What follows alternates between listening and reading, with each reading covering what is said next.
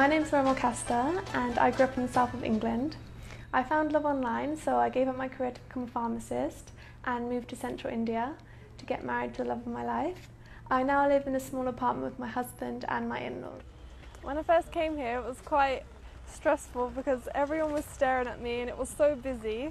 There were stray dogs everywhere, even cows, and it was just quite strange. It's definitely not anything like Sainsbury's, what I'm used to, so it's very different, but I've got used to it now. I joined a vegetarian forum online and within minutes a stranger started talking to me.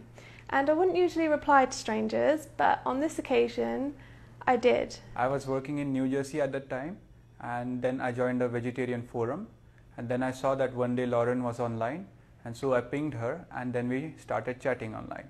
And I started to think, I must have known this person in a past life, and just as this thought crossed my mind, the words came up on the screen, I think we knew each other in past lives. About 6 days from that day, I told her that I loved her. Within 2 months, he had flown from the US, where he was studying his master's, to London to meet me.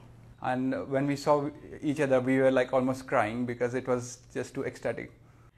And we spent an amazing 10 hours. We went on the London Underground to central London, and I showed him Big Ben and the Thames and the London Eye, and it was so beautiful because it was night time and no one was there, and it was just very romantic. Lauren booked her tickets for Nagpur, and she came here in the month of June. And immediately when she came here, in a period of a few days, we went off to my hometown in RV, and there we got married in a temple that I used to visit very often when I was a kid. I've chosen to become a traditional Indian bride, so instead of wearing a wedding ring, I now wear a red powder called sindoor in the parting of my hair and a necklace called a Mangalsutra. I've also had to learn how to drape my own sari. In my family it's traditional for the women to wear saris during festivals, and in many of the festivals I get a new sari.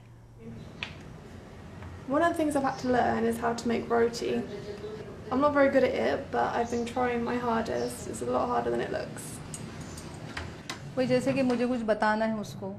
There was a communications gap between us. If I wanted to tell her something, there used to be some misunderstanding which created a lot of problems.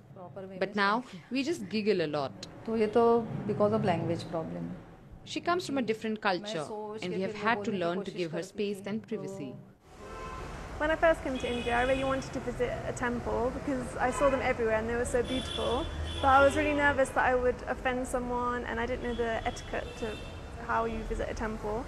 And since going to temple while my husband's at work, I've gained so much solace, and it's really given me strength and put me in touch with my spirituality and really helped me cope with all the struggles since moving to India. I genuinely believe that if my husband and I hadn't have connected on that vegetarian forum, that our paths would have crossed somewhere, somehow, someplace. It was just a matter of time, because I really believe that it's destiny that we're together.